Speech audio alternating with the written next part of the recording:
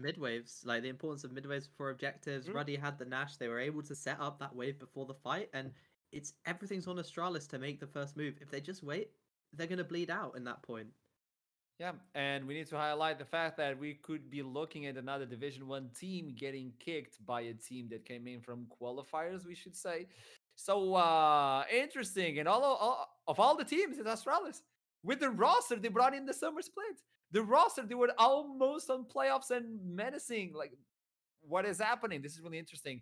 And I think the match of Ruddy and Astralis actually delivered. Gentlemen, my question now is, obviously, when we saw the beginning of this game, the second game, we thought, well, Ruddy are kind of triggered. This is not going smoothly. Astralis could be really triggered for the third one. Don't you agree? How can you approach this one? Lorx, yeah. I mean, you have experience. Yeah. You have to tell me. You just need to completely reset your head. It's very difficult to do. But to be honest, just seeing how, even with probably the most dominant early game I've seen in such a long time, latch completely out of the game, the fact Ruddy are able to come back, I'm a believer now. I've been converted. I think Ruddy are going to take the third game. I saw something on the on the Discord. Astralis are going to pick blue side. Okay. Yeah, I got that information. Anything will change after this because so far blue side 100% win rate. Ban Yumi. Was that for Yumi. riots or for the game? Like for this match? Both. I mean, I hope that Yumi is banned. I also think we should just ban Aatrox. Even though that's lost twice, I'm still terrified. Oh no, it's gone 1-1. I'm terrible now. So I don't. No, I just get rid of Aatrox. Yeah, it is 0-2. Okay, I was. No, you lost twice. You lost twice. Yeah, it has lost twice. Me. Yeah. I still don't like the champion being on the Rift. Okay, I don't care that it's lost twice. Ban this champion because I can just see a third game where it just completely takes over. Now you got me thinking. Aatrox lost 2 times in a row. This is complicated. Maokai, the one that has been losing a lot of times, actually won, and it was the decisive factor stopping Aatrox. So interesting. Now that we've seen the bot lane from both teams, and if you know Chrisberg is going to get the counter pick, you know how menacing it can be. Where should we be focusing? Lorix, is your focus right now different from at the beginning of the day? Is it different now? Or is it still the same? No, I don't think so necessarily. I just think now, particularly with Ruddy on the red side, is probably much easier because we have so many top-sided power picks which will make it through the draft.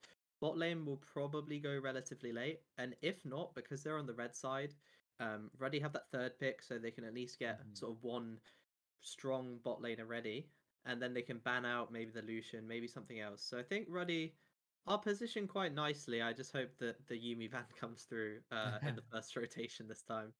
And we've seen constantly, this is the second time we see the Kai'Sa, and the Kai'Sa seems to be working. The Kai'Sa seems to be a menace. Do you deal with this Kai'Sa and you force Slash into something else, or do you allow him to take? Because it may not seem like a problem, but the way he's going in on team fights has been a menace. If the Yumi was not there on the previous game, maybe things would be different. Is this a menace to deal with, or take it away? I mean, the thing is, Astralis just played a Lucian Nami bot lane, like completely different, and they dominated with it, right? Yeah. So, like, if you're Astralis here, you just need to reset and go next, or you could almost do the salty run back because fundamentally the game was yours. Like Ruddy had a few incredible team fights that they really didn't have any right in winning, and Astralis kind of let them have that opportunity. If they want to run it back, I don't have an issue with it necessarily. It's just maybe play even harder to your bot lane. I don't know. It went so well. Okay, let's spice things up, shall we, boys? All right. We usually do predictions after the champion select. Let's do it now.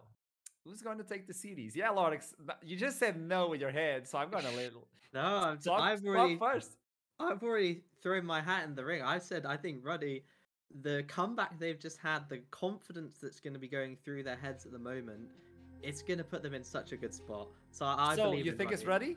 I okay, mess Ruddy one. Esports. Don't open your eyes, so you don't know what is being banned. Oh, this ban, what? Oh no, my tell God. me, mess one. It's Astralis. I think Astralis are going to clean gonna up. win? yeah, 25 okay. minutes. Before you open your eyes. Okay. There you go. Well, that was a waste of time. No, okay. The bans are supposedly coming in. We still don't have that information of what is happening. We're going to just press F5 on the champion select to see what is being removed and what is being put in. Well, we're being put in again. Okay, let's spice it up yet again. What is going to be the bans? What are going to be the bans? Let me know. Like, both of you, give me 2 bans each. Yumi. Okay, well, that was... I put myself on that one. I'm so sorry. Caitlyn. Master Swan. No. You cannot take 2 in a row, Lorix. You cannot take 2 in a row. Master Swan. I'm going to say the Thresh is going to see a repeat ban Okay. from game 1, and I'm going to see Graves is going to see a repeat one from game 2. Graves, Thresh, and you, Lorix. If you say Yumi and Aatrox, I'm going to be really Just disappointed. Yumi. Nah, I'll say Yumi and I think Caitlyn. It's been out the whole series. Okay. Now, you looked into Discord because Greyheart just typed in Sejuani, Kate is my prediction. Did it? Lorix, you cannot say Caitlyn. Oh, what? So I lose Caitlyn now. Right, Silas. Silas has been banned the whole series. He's going for the safe bans. He's going for the safe ones. Obviously, we're just waiting for the teams to get ready to go into Champion Select. Guys, I hope you guys are enjoying this back at home. Obviously, not being in the studio and all that, not being on the summer split, it is hard, but it's really good to have you back with us on the stream, on the Aurora Open, to give light to these players that are facing Division 1. And this is where we get to see them light up. Lillian, nobody thought about this one, you know? Artron, It was a Rylai's. What's your predictions? For what? For what? Who's going to win? For the rest of the bans. Whoa, for the entire band? Well, give me 2 bans. Sejuani, Caitlyn, Yumi, and actually, I don't think Aatrox is going to be banned. So, I would say Ruddy is on the run. I would say Fiora. Okay, Caitlyn, we're 1 out of 1. I'm not feeling so good about my predictions right now, lads. I'll be honest. So Ruddy are debating like Silas, Yumi. What else? I think it's got to be Silas and Yumi. Yumi and Silas should be taken away. For both teams, I don't think they're allowed. Oh. So far, so good. Could we see Silas get through? Well, Silas was R3 banned by Ruddy in their first game, so I could see them potentially just leaving it for the final ban. But then that does leave up the Yumi, and we could see maybe just the salty run back from Astralis from game 1. Okay, because now Ruddy can take away the Yumi. Yeah. And Silas is open. Yeah. You can't give Silas over. He is literally the 1v9 champion. So you give away the Silas and you ban the Yumi. Trade for is Yumi, that what you're saying? I personally think you have to. I don't know. Are they going to trade or just give one over for free? There you go. Silas is open, which means Senkux will be a happy guy in the mid lane, enforcing Ruddy away from those wombo combos. So that would be interesting to see. I just got information from production. I think they told me Silas is not going to be picked, something like that. I don't know. I mean, if Silas isn't picked, that's okay. First pick Graves. I mean, best jungler on the patch, unless you're Canyon and you think it's Kane. So I think that's fair. Well, production was right, apparently. Tell me, Lorix, what do you follow? Because now you have the jungle. Do you go for the jungle? Do you go for the bot lane or something like in the top? Yeah, I mean, the Silas is open. Cronin's LeBlanc, although he hasn't turned to it yet, is open. The Kaiser, still very like that. Open. Nars open for Rifty. I think we could easily see that come through quite early. You have to slam the Silas. It needs to get slammed now. Okay. I mean, this has been a common answer to the Graves. Oh, I would like this. This is interesting. Why? Nah, you can't drop the I like with no explanation. Oh, of course. I mean, it's the same principle as the Lucian Nami. Kaiser's a low-range AD carry. You can completely dominate the lane, but it completely doesn't matter because Senkux is saying it's a game 3 scenario. I'm picking scaling. I'm going Azir, the unreliable.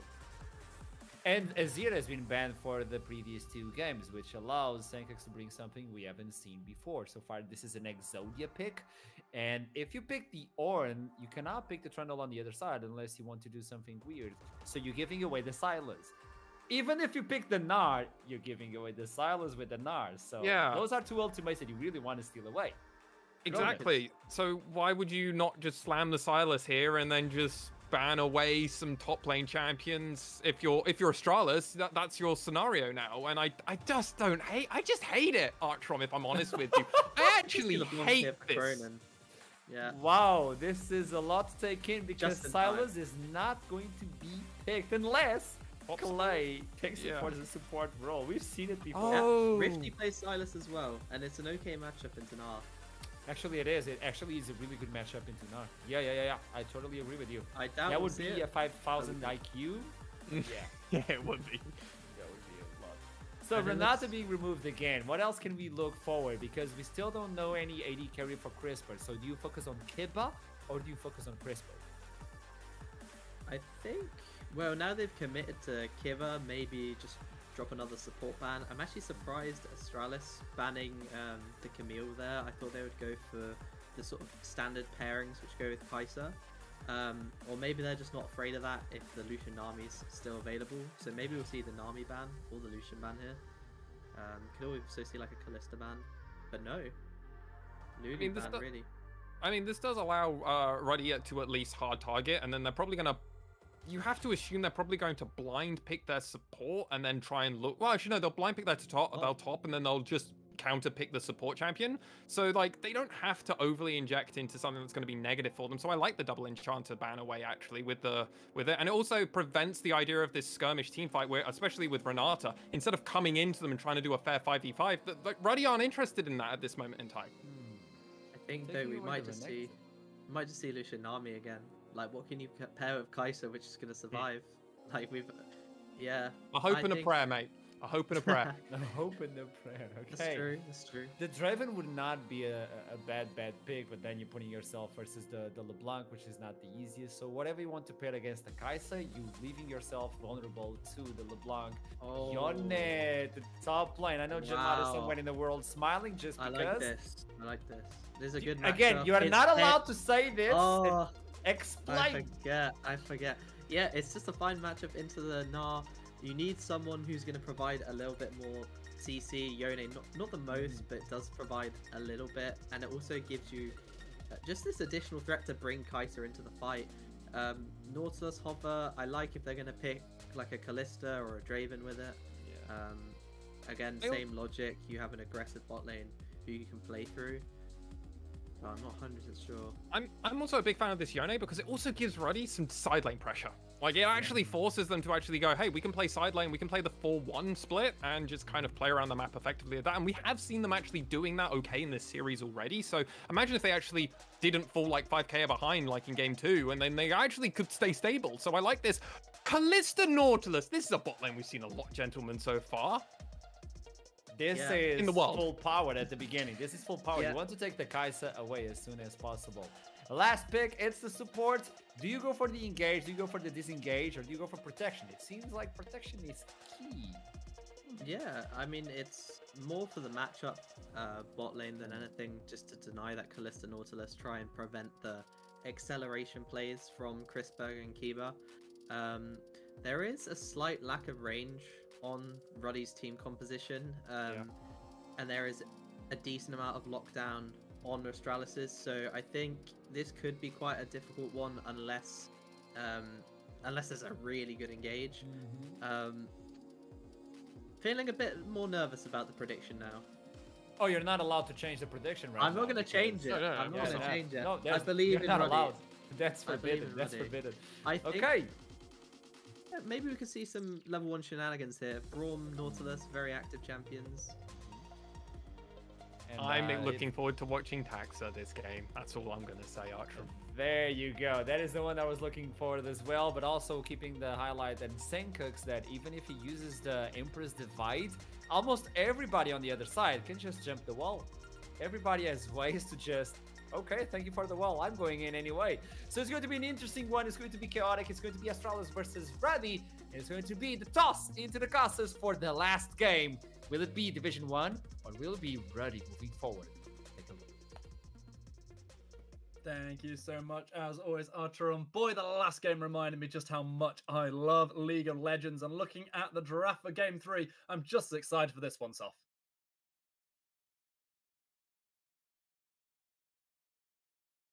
Again. Again. Yeah, honestly, I really like what Ruddy actually drafted here. I wouldn't say it's the strongest comp in isolation, but it is the Ruddy style. It is scrappy. It's got good team fighting. I'm very, very excited to see how they pull this one off. I'm fascinated to hear your thoughts on the two team compositions in a broader sense, but in my head, I've got one person on each team who I'm really looking towards and interested to see how they perform, and I think it'll be really, really crucial to their teams. Maybe I'll share that with you in a minute, but I'd like to know which players and champions your eyes are really peeled towards. I mean, for the side of Ruddy, 100% on Rifty in the top side. I'd say for Astralis, it's actually the spot lane. I want to see how Taxa plays towards the spot lane here. The key is the Callisto Nautilus, I think. Oh, it's Oh, nervous moments for Cly. He's got to find the recall, because if they walk back into that bush, that is a dead Braum walking. Instead, wow. they head into the blue side, finding themselves a little bit of vision when they could have found a pick. Yeah, definitely taking a different avenue of approach in this game of Astralis. We saw the previous two games, standard 5-point clear. Astralis is saying, okay, it's match point, let's throw Ruddy off, let's do a cheeky level 1, and they're actually looking like they're staying for this blue buff. Looks like that's going to be exactly what's happening. There's actually pings from Viego going down on towards the blue buff of the opposition, which is really all due to the fact that the Braum spotted out that entire invade and basically knows exactly what's going on right now. Yeah, good job from Clive to spot it out. However, this is playing exactly into Astralis' hands. They want this Callisto Nautilus to snowball, and with a split map, it's going to be very, very easy to do that. Well, they're going to go across and just put a little bit of pressure. Actually, really all that was about checking, going, yes, our Yeah, suspicions exactly. are confirmed. And I think that Nar got a little bit of vision on what Viego was doing as well. So both of the teams are going to know. This is the scary, scary heart-in-mouth moment for Cly. Yeah, if this Reaper Well, the Oracle spotted missed him, it by the tiniest yeah, amount. it's half the bush. Honestly, he is so close. Especially Broma's a big guy, you know, he's a bit shredded, so they're very, very close to spotting him out, and we see action in the bot lane. I'll tell you what, one of my good friends, he used to cosplay Braum all the time, and I can confirm he is a big guy, and he is built as anything. So the fact that Oracle doesn't spot him and he manages to hide in the last piece of grass in that bush is frankly beautiful play coming in from Cly. And I do want to apologise, because I asked you a question and I was looking forward to the answer, but I cut you off. Yeah, I think maybe they're going to actually clap some graves here. Okay, they're just getting some defensive vision on bot side. Yeah, I think the key is exactly the opposite sides of the map. I think the key for Ruddy is the Yone, and the key for Astralis is how Graves is able to play for his Callisto Nautilus. You want Callisto Nautilus to be ahead of curve. Exactly like last game with the Lucian army, they've shown they can do it in game 2. I don't see why they cannot do it in game 3. So, I mean, the split map for both teams, kind of, it's exactly what each team wants, but I'd say in terms of the broader game, I think it's better actually for Astralis. That's interesting to hear. I feel like I'm setting myself up for a fall here, Soft, but do you want to hear the two that I'm most interested in? Go on. So for me, I'm looking at Taxa's Graves. Not only is it such an important champion, but the fact it was prioritized and it was first pick gives so much of an opportunity for this champion to maybe start taking over the game a little bit. Especially with Taxa playing it. I'm excited to see how that pans out. And right now, the camera's hovering over the other one. It's the person who's currently on half health. It's Cronin, who was incredible on the Aurora in the last game. Has a LeBlanc this time, and I think that the power spikes that come through from this LeBlanc and the chunking that champion can do are going to be utterly essential to any chance Ruddy have. The Analyst Desk pointed out it's quite a short-range composition they have, and if they can't chunk out Senkux and Kritzberg, then I don't know how they're going to win this one. Yeah, I can definitely see that happen, and I think Cronin is extremely mechanically skilled on the champs like the LeBlanc, like the Irelia, like the Akali, so definitely a key pick for him this game. Taxa waits in the wings. Vertical jungling from both sides has left to full clears, but it's also led to Taxa being able to find the first gank. Keeper flashing forward, finding a lockdown. Clyde's going to be able to step away. There was a flash from Latch, but this is a pretty good trade given the time that's being eaten up of Taxa. I think flash out from Kaiser there.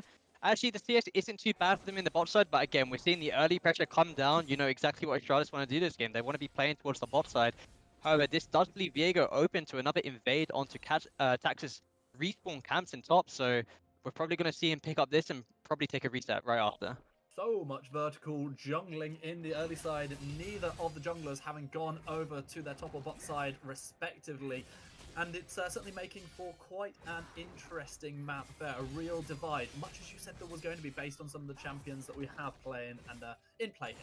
Yeah, however, this is actually much more beneficial to Shafty on the Viego because Graves is not actually able to re-invade the second rotation camps onto Ruddy's bot side of the map, so Viego actually able to get the Grump here. Yep, completely see what you mean. Rifty unbounds the soul, gets good damage down onto Carlson. Any kill pressure just yet onto this Nardo. Yeah, just going to see a reset come through from Shafty as well. Definitely come out ahead in the early game with the camp advantage. first dragon of the game will be a mountain dragon. The early mountains, quite tricky to take because they are so incredibly tanky, but they then afford you that tankiness for the early game later on. Kiba waiting on a ward, Clive responding. Yeah, I think good shadow here from Brom. Understands that Kiba does like to go towards mid lane here. So shadowing LeBlanc, making sure nothing can happen to her. So good defensive vision from him. Really slow, steady start to this game. Neither team wants to give up early advantages in what is a deciding game here in the round of 16 for the Aurora Open.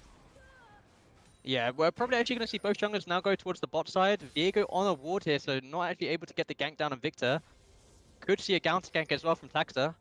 Taxa looking for something but has been spotted out, so I do believe Cronin's well aware of the Graves waiting with the shotgun drawn on the side.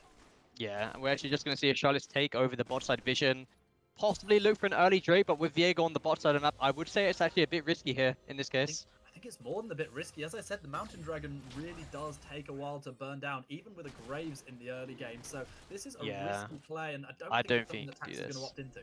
Yeah, definitely not. I think he's recognized now. Oh, actually, he's still on it. Yeah, there's no mid lane prior as well. It's on the side of Ruddy, so LeBlanc is going to actually have a move here. I don't think this is a good Drake for the side of Astralis. I'm really questioning this decision from Taxa, who's going to have to flash away before the fourth prop, but it's still coming in. The damage is there, the stun connects. First blood is on its way. It goes over the Braum just before Graves secures a kill in return. So far, it's a 2-for-1, both of them going over the Braum. It's going to end up being a 3-for-2, as it is the root connects, and the damage is done by LeBlanc. I think good response from Ruddy there to stop the early dragon from Astralis. I mean, it's so sad that Brom actually picked up the double kill himself, so most of the gold actually going over to Clive on the Brom, so got to be an even bigger guy later on in this game. I agree it's sad, but it is crucial the kill came when it did for Ruddy, because Astralis were literally just about to get that kill. The rend from Chrisberg came like a split second after the Ignite found first blood. More importantly, Cronin does get a kill, and that means LeBlanc starts the snowball. Yeah, definitely. This is exactly what we want to see coming out from Cronin here. Tight fight in the bot lane. This is how it all went down after this really brave dragon start. So Graves actually gets tagged by the Braum passive, and he gets followed up by Viego, but the key here is actually Chrisberg is free hitting the entire time, so even though Tax is going down, he kind of just gets to attack all on his own as a Kalista, but again, good roam from Cronin here. We knew he had the mid prio. Senkuk's actually TP'd to the bot lane tower, but he can't actually save his ADC. So great job from the side of Ruddy. Too little, too late from the Emperor, and the divide is going to be a 1-kill advantage, a 500 gold lead from the first blood over to Ruddy. Ultimate already used by Chrisberg. This is level 6s versus level 5s, and Chrisberg uses that ultimate aggressively rather than defensively with the Nautilus. Yeah, they're actually able to pick up some plates here. So good job from the side of Astralis. Not actually able to kill the Braum. He is a bit too tanky. He's got those ninja tabbies right now, so a bit too tanky for them to take down, but they're actually able to secure themselves a plate in the bot side, so great job from them. That's a moment where those 2 kills suddenly actually pay off in a big way, because I don't think we would have seen that itemization for the Ruddy support had it not been picking up those 2 kills. Of course, it's not who you want them on, but it pays out, it works out okay in the end. Herald has been started up, and it looks like it could be contested, because Shafty comes along, and at the moment, all of Astralis' plans are being put to naught. Yeah, we actually see Nautilus roam up from bot to secure mid lane pro. We're possibly going to see a fight now. Yeah, Shafty has to be careful, doesn't have the flash available after that last fight, and has to use the Heartbreaker just to dash over the wall to try and get to safety. Kiba does have the flash available if they want to go for it, and they find it with the Dredge line. Blast going over the wall, enough to stop Taxa from finding the kill with the collateral damage from way, way downtown, while they simultaneously secure the Cheryl. Yeah, really good play from Astralis there. Again, engaged onto the bot lane, forcing Braum back to base. It gives Keeper a move all the way to mid to secure pro for his team. The Shafty walks into the open arms of the Nautilus and the Gnar from Carlson. I'm not one for normally calling out my own mistakes, but I've decided that Sherald is Shelly the Herald's official term now. I like that a lot. Meanwhile, all of that does mean that the gold leads flip back in Astralis' favour. It's still the early game, but what had been a very slow and steady and considered start has turned into a bloodbath as we approach 10 minutes. Yeah, also most of the gold is on the Graves, and on the side of Ruddy, even though the gold is like slightly in a deficit or maybe even, remember 2 kills are on that Braum, so definitely happy for Astralis in this case. This Graves now has this item. He can consistently team up with Kiba to take all vision and bot side exactly like you're seeing now, and I'd assume they're just going to look towards this Mountain Drake now.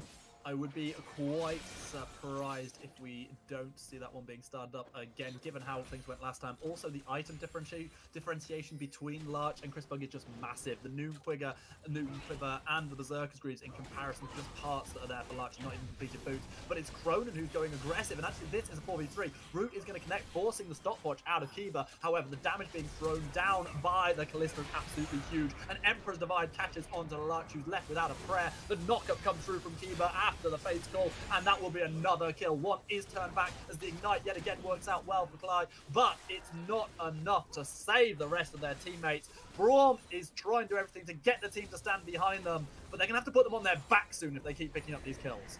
Yeah, this is going to be nice plates as well onto the side of Astralis. I think Chrisberg and Senko is going to be very, very happy with this. I think they're actually going to be able to take down the Mountain Drake here as well. This should be first tower over to the side of Astralis. I think Ruddy bit off just a bit more than they could chew. Yet again, an absurdly early first turret being secured by Astralis, and yet again, massive gold into Callista's pocket. What was a Noon Quiver will soon be a completed mythic. The Dragon will indeed go over into Tax's hands. That's 2 neutral objectives secured by the Graves, showing why it was such an important first pick. Yeah, good job from Astralis here in the early game, playing together very well as a team. Ruddy looking for that play into the bot side river, but the kiting back from the Graves, there's just too much damage. We'll see it now. A little replay of what went down. So LeBlanc actually skips midwave to roam all the way towards bot, but since they're not actually able to get the kill straight away, now they're the ones in trouble. As he gets a great flash shuffle, turns into the Callisto from the Chrisberg, ends up going in. Kiba gives his life, however, he does end up taking Shafty with him.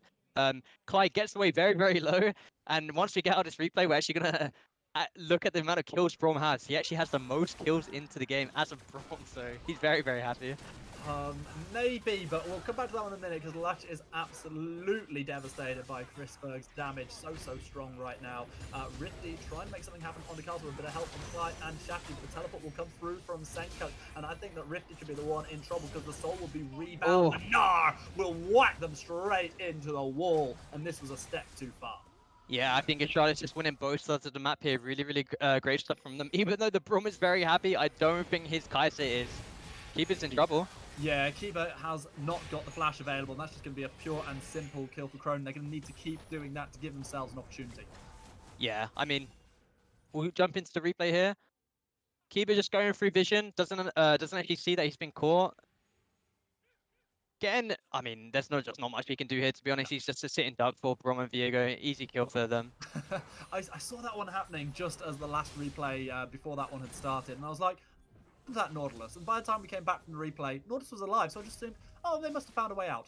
They did not, and we are seeing Cronin starting to accelerate, getting a couple of kills, but I want to come back to what we've both said multiple times. Clyde with the 3 kills. The kill score doesn't look too bad for Ruddy, but it's where those kills have gone that's the issue. When you've got 2 kills on Callista, 2 kills on Azir, 2 kills on Graves, that is so much more than these 3 kills that have unfortunately been secured by Clyde. Yeah, they'll be tanky. Yes, they're a useful champion, but it's nothing in comparison if those 3 kills were on a Kai'Sa.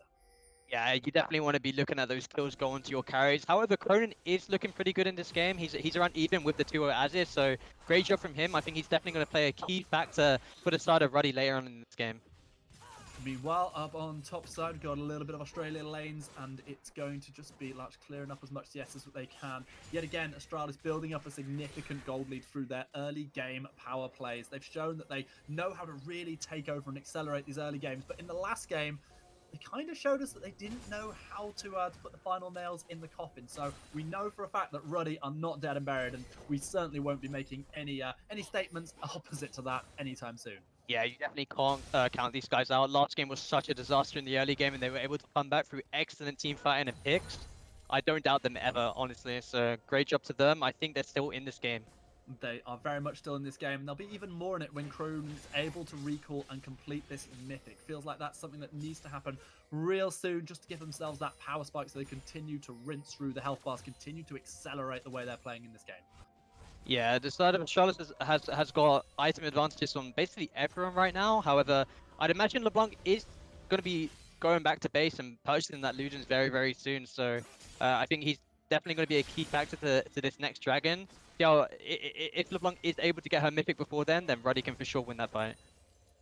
looking for a potential recall maybe after this wave in mid. It could be a deciding factor. Senkuk's not going to make life easy throwing down the Sand Soldiers, but there's the recall from Cronin. The item will come through in mere seconds. Yeah, he'll have it now for sure. He's also bought an extra amplifying tome, which was just to give himself a bit of a temporary spite, which doesn't actually build into the Luden, so he's had it for a while now. There it is. Astralis are actually able to get the Herald as a response, but the Dragon is coming up in 1 minute, and I think that's where Ruddy's eyes are at.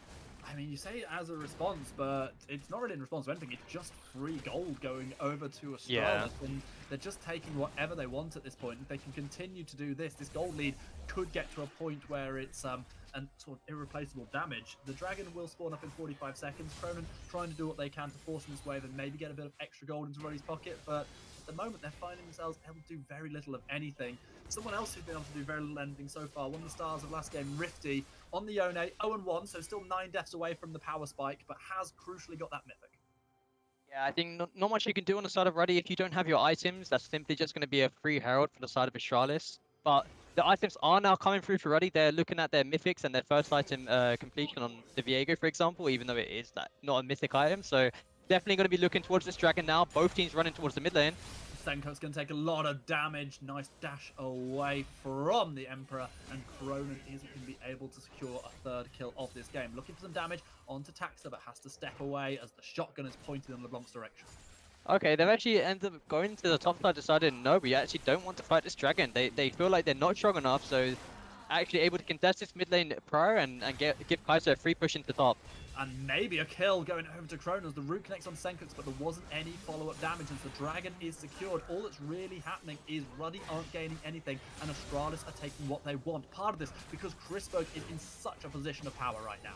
Yeah, I think Astralis recognized that Ruddy aren't actually contesting the Drake, end up deciding, okay, we don't actually need to over-allocate resources on this Dragon, leave Taxa to do it on his own on the Graves, everyone else go back to mid lane, stop the push from Ruddy and the cross map in itself. In our opening 16 minutes, it feels like we've had a very clever play from Astralis, showing a lot more of what we expect from them. To be fair, what we've seen from them in games, probably 1.5, until that incredible comeback from Ruddy.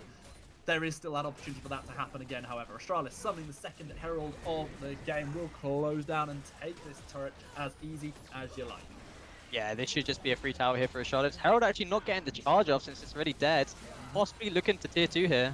Well, as the Emperor puts up the turret, they are going to find a nice charge on the turret.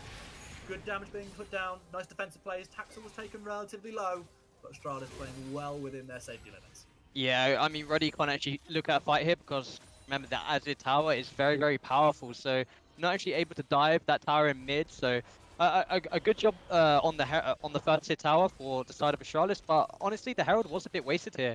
They didn't actually need to place it down, it only got a charge onto the second tier tower in mid. True, but that second tier tower will give them a big chunk of gold when they're almost inevitably able to knock it down. The Sun Disk has already dissipated and it is still just a sort of slow build up in this mid game at the moment. We see Ruddy knowing that they can't fight, we see Astralis not needing to fight and just taking objectives freely. But those objectives will now dry up somewhat, given the fact that both of the Heralds are gone. We're going to have to start talking about how many dragons they've got and the fact that the Baron is spawning. But at the minute, it does feel a little bit like they're just sort of treading water, waiting for the next moment to happen. Yeah, again, this is just intelligent play from Astralis. We've seen in the first 2 games. We have no doubt about their early game macro, about how they play the map. This is exactly how the first 2 games went. However, it's once you get to those mid-game team fights where Ruddy seems to shine. So I've definitely got my eyes on that as Astralis look to take down tier 1 and top. When we do get to those team fights, how easy is it going to be for Ruddy to execute them? We saw the wombo combos, we saw the pincer movements last time round. I look at the compositions here, and apart from Fly's Engage, I wonder just how they're going to be able to do that. Maybe part of it starts with trying to chop down Carlson. Shafty doing some good damage, forcing the flash. Carlson goes to an unusual place, and Cronin's able to just bounce forward and pick up the kill. Yeah, Carlson definitely looking for the outplay there, see if he could flash and take the Viego down, but Cronin right there for the backup. They're able to get a 1 throw and a bot lane tower here, so great job from Ruddy finding avenues back into this game to even out that gold lead. That certainly worked out for them, but I take you back to my question just a moment ago. How will these team fights work out for Ruddy? It doesn't feel as easy to execute as maybe as it once was. Yeah, I think their champs are definitely Could be a fight on Chrisberg here. Yeah, flashing forward, already using the cleanse to stop the root. Bouncing back, Crone will try and make the great escape, but they're immediately caught out by Kiba. Shutdown goal goes over to just the person that Ruddy didn't want it to go. It's Chrisberg yet again. The Fate's call, the pull back, looking for a knockup. Doesn't quite connect onto Shafty. We are going to see him get locked in place by Nautilus. That's going to be enough and more damage to be put down by Chrisberg. Senkers is the recipient of the kill. There is one kill coming in for Rifty in response. They even managed to find a second before the soul is rebound. The Fate is sealed of their opposition, but now it's Rifty's fate that is sealed, and Clyde's will be sealed moments thereafter. Great job from Astralis. Really, really nice TPs coming out from Senkux and Carlson here. I think Ruddy aren't actually thinking about the TPs from the solo lanes of Astralis. They're able to TP back towards bottom, punish Ruddy's over-aggression. This is still looking good for Astralis. Every time that Ruddy takes something, Astralis just take it right back again, starting here.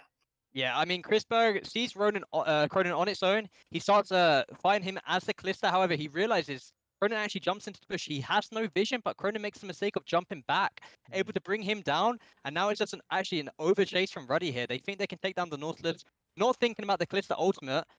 They re-engage, double TP coming up from the side of Astralis, not respawns, comes back towards bot, and is able to actually clean up the fight, despite a very, very good ultimate from Rifty here.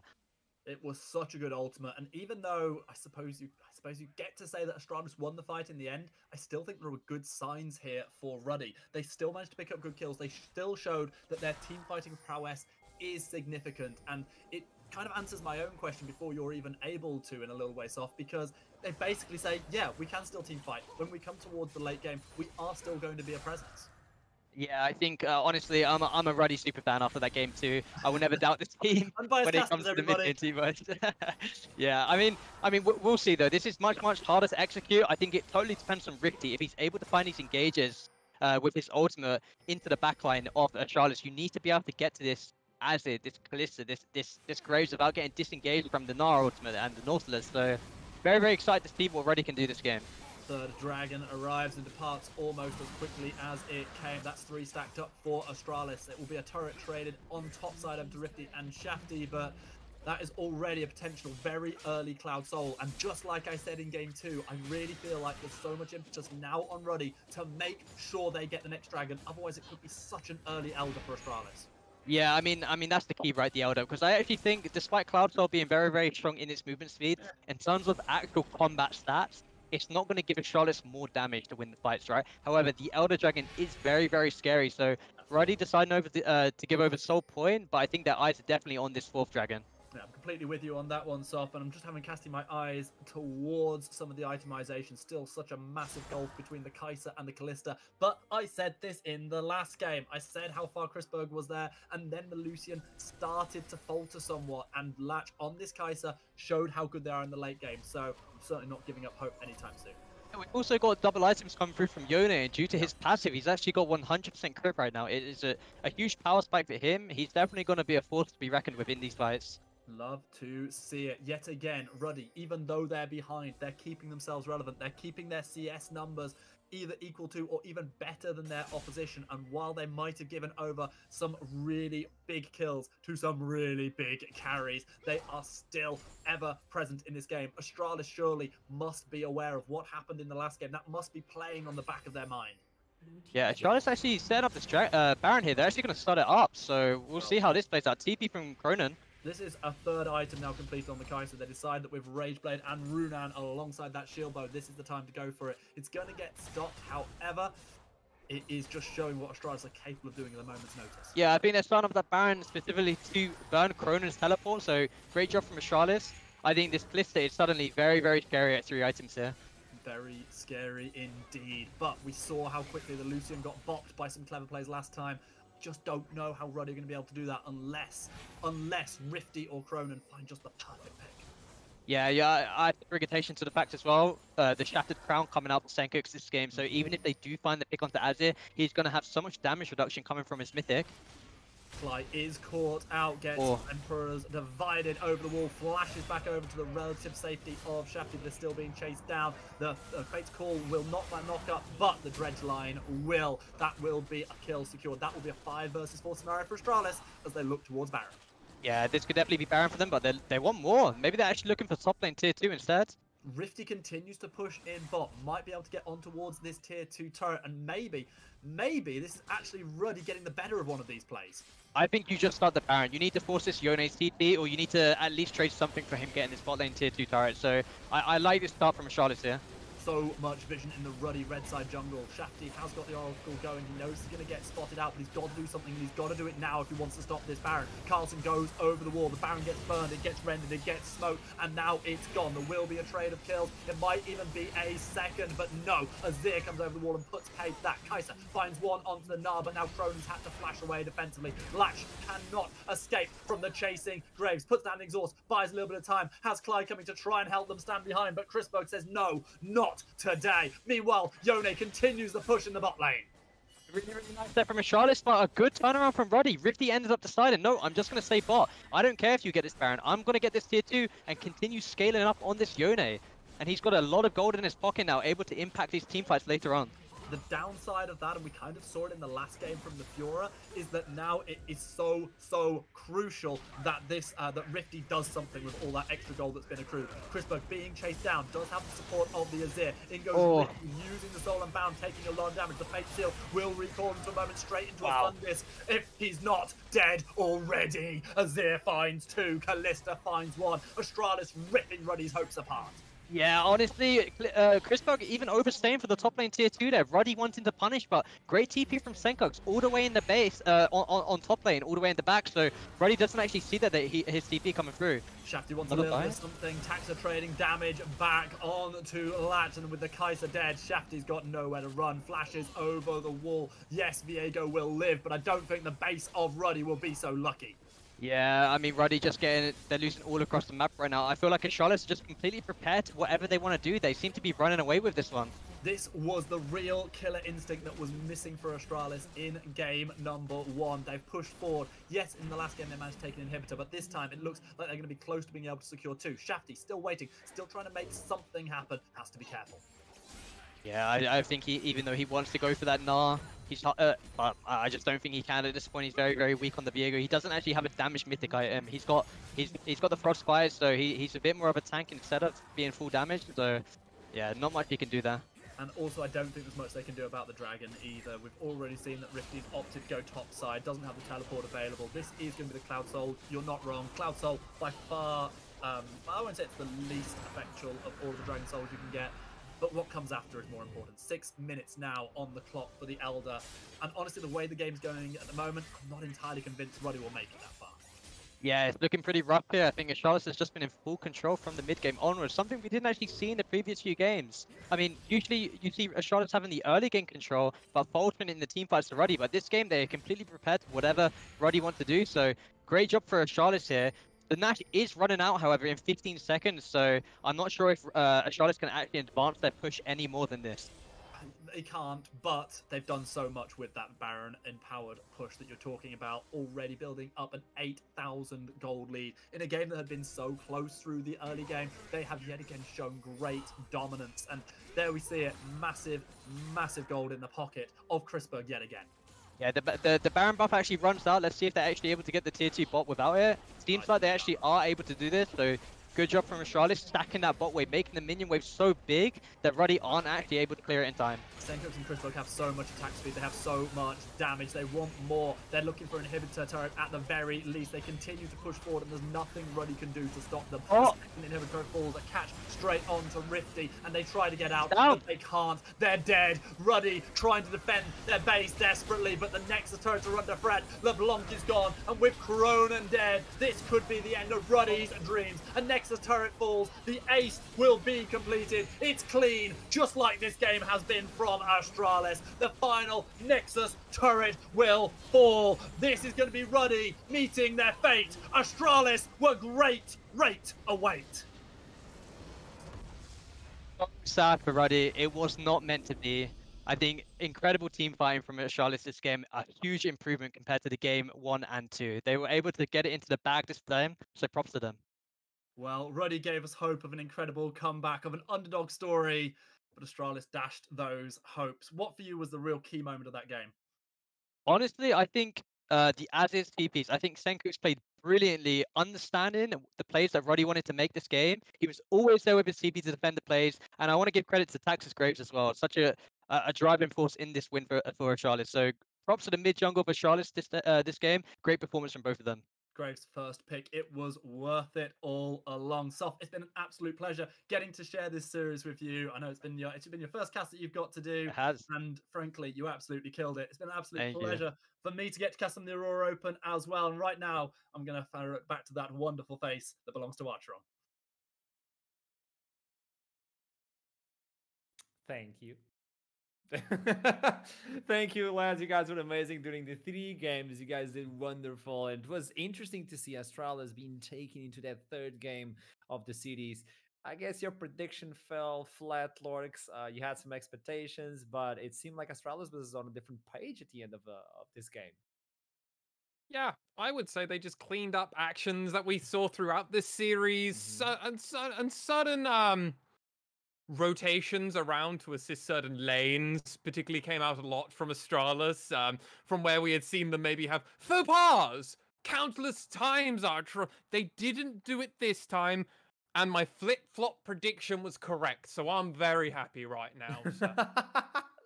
What about you, Lars? What do you have to say about the series? I see your face of sadness. I'm a bit devastated. I thought that Ruddy could sort of ride that high. Wow. But to be honest, Astralis just looked really, really good in this last game. I think Soft sort of really accurate at the end there with what he said. Senkox was always in the right place at the right time, ready to cover his lane. And I think that the draft of Astralis with the Kalista lane, which will get Prio, Azir, which will get Prio, it just allowed Taxa a lot of space to do exactly what he wanted. And I think if you just look at the mid lane, we did focus on it at the very start. When LeBlanc's having to use all of her spells to farm the creeps and not pressure the Azir, you know the game is not going to be going your way. That's another point. The fact that Azir was open on this last game, it was banned from 2 games, and then we now understand why it was a constant ban. Why Senkox is a beast with the Azir. Why it was getting their priority. And even though you could jump over the wall, if you jump over the wall and you get completely demolished because Kalista is completely fed, well, there's not much you can do. It almost seemed like it was an easy one for Astralis. The 3rd one, they adapted. I don't know if you guys want to bring anything more, because I do believe Ruddy came in swinging and they left a good impression of what this team represents.